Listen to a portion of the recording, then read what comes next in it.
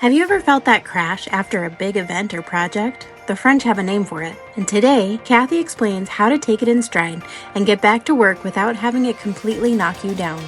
Join her for some great tips. Hello, my friends. Welcome back. I'm really curious. How do you live in the denouement? Have you ever heard that word before? Denouement. Before I even explain it, I have to spell it for you because it's not spelled the way you think it would be spelled. It's a French word. So it's spelled Denouement. In my world, I would have thought it said denouement. But it's French, so we pronounce it denouement. Well, what is it? If we live in the denouement, then what is it? The denouement is the narrative after the climax. So think about a movie. Think about a Hallmark movie. I love Hallmark movies. There's always the love story that's being told, and they always kiss at the end. Well, that's the climax. But what happens after the climax? That's the denouement. The denouement, by definition, I guess more so by example, it's almost like you're climbing a mountain, you get to the peak, you get to the top, and it's the way back down the mountain. That's the denouement. For me, December 26th is the denouement. It's the day after the holiday. The day after a tax deadline for all of my accounting friends. That's the denouement. Well, what usually happens during the denouement? Usually there's a huge crash. This is when, for those mountain climbers out there, this is when I hear they slip and fall or they break a leg on the way down from the mountain. This is where accidents happen. We're all focused and in tune for the event itself, but then we kind of let our guard down a little bit and relax a little bit, and that's when the crash happens.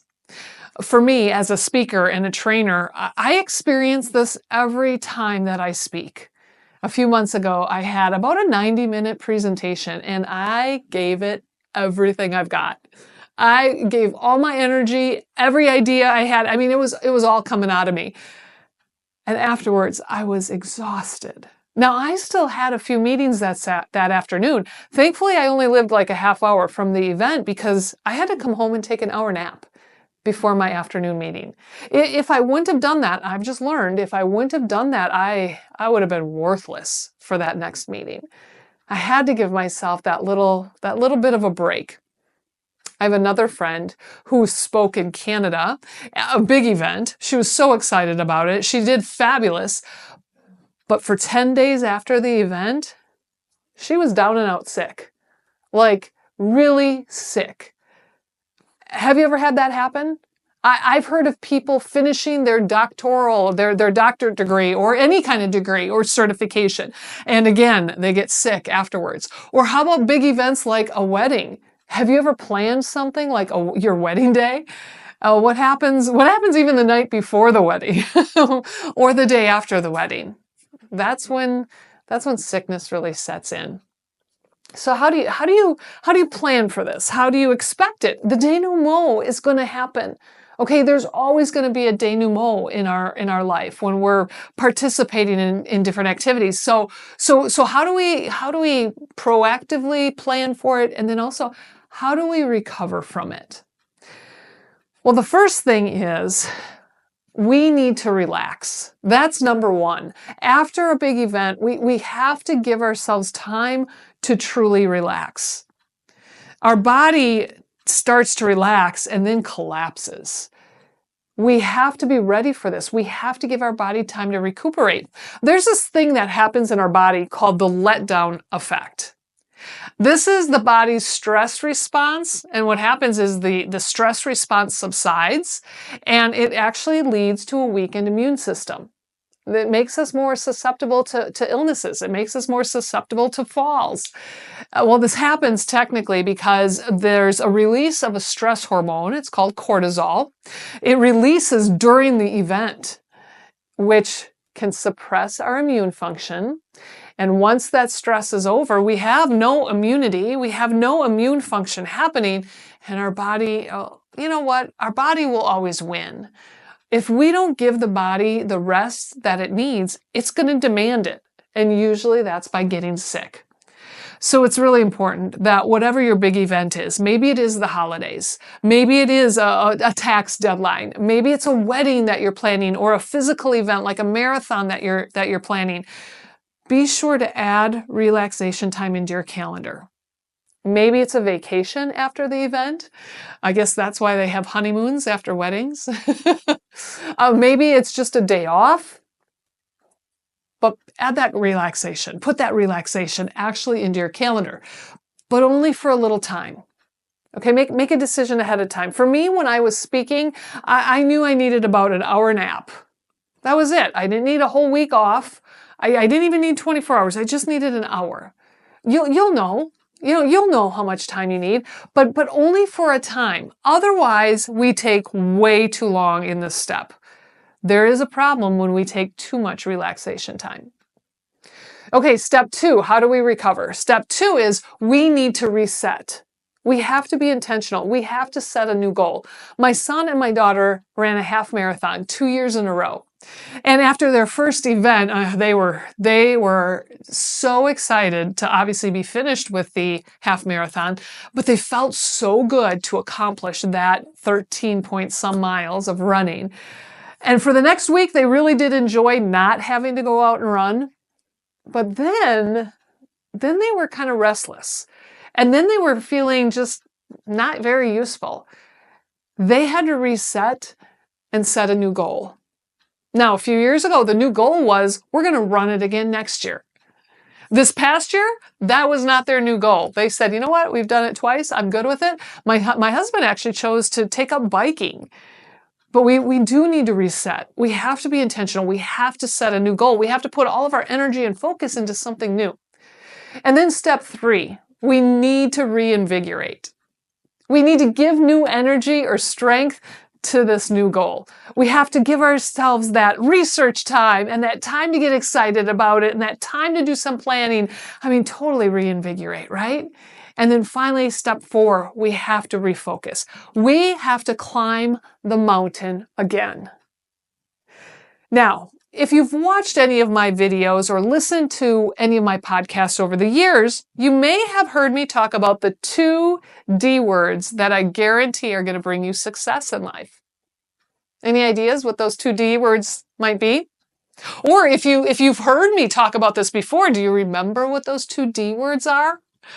Don't Google it. Don't go looking in a dictionary. Just start thinking, what D words? What words out there that start with the letter D might bring me success? Well, there's do and don't and determined. And we can just keep going, right? What other words? Delegate. That's another good one. Well, I'll put you out of your misery. I'll tell you the answers, okay?